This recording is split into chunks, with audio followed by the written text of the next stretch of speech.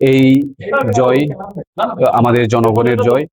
জনগণ ভোট দিয়েছে বলেই আজকে 25-এর মধ্যে আমরা 28টা সিট জিততে পেরেছি।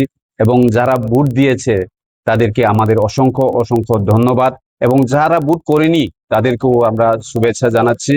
এবং আজকে এটাই প্রমাণ হয়েছে যে ত্রিপুরা রাজ্যের জনগণ এত বোকা নয়। ত্রিপুরা রাজ্যের জনগণ এটাই প্রমাণ করে দিয়েছে যে টাকা দিয়ে কিছু হয় না।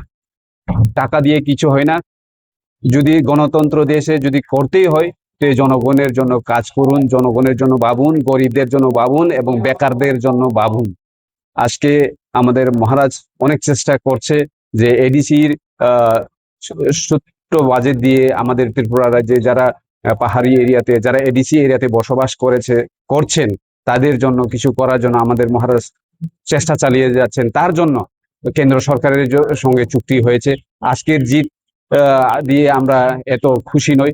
খুশি ওই দিনেই হবে যেদিন কেন্দ্র সরকারের সঙ্গে আমাদের ত্রিপুরামথার যে চুক্তি হয়েছে, ওই চুক্তিটা যেদিন ইমপ্লিমেন্ট হবে আমাদের এডিসি এরিয়াতে, তখনই আমাদের আসল জয় হবে বলে আমি মনে করি। বিজেপি অনেক কিছুই বলে ভাই, 28-28 বলেছেন, এরপরে কি জানি মোরগের চামড়ার মতো খুলে নেবে, এইসব বলেছেন। কিন্তু আমরা এখন আজ অব্দি ওইটার ব্যাপারে আমরা রিয়েক্ট করিনি, করবো না। কারণ এইসব কথাবার্তা এগুলি হচ্ছে মানে একদম নিচু নিচু মানের কথাবার্তা। আমাদের মহারাজা ওই রকম বলে না। আমরা সবাই এই ত্রিপুরা রাজ্যে থাকতে হবো।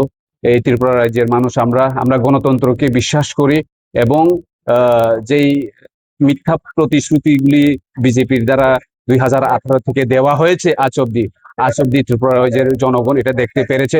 এবং আগামী দিনে আরো বড় হার ওদের বড় হারের মুখ দেখতে হবে। ওরা যদি গরিবদের জন্য, ওরা যদি আমাদের আনএমপ্লয়েড যারা চাকরি বাকরি পাচ্ছে না, বেকারদের জন্য যদি ওরা কাজ না করে, তাহলে অবশ্যই বেকাররা মানে সঠিক জবাব দেওয়ার জন্য রেডি আছেন। 2028 ওইটার জবাব ভালোভাবে দেবে বলে আমরা মনে করি।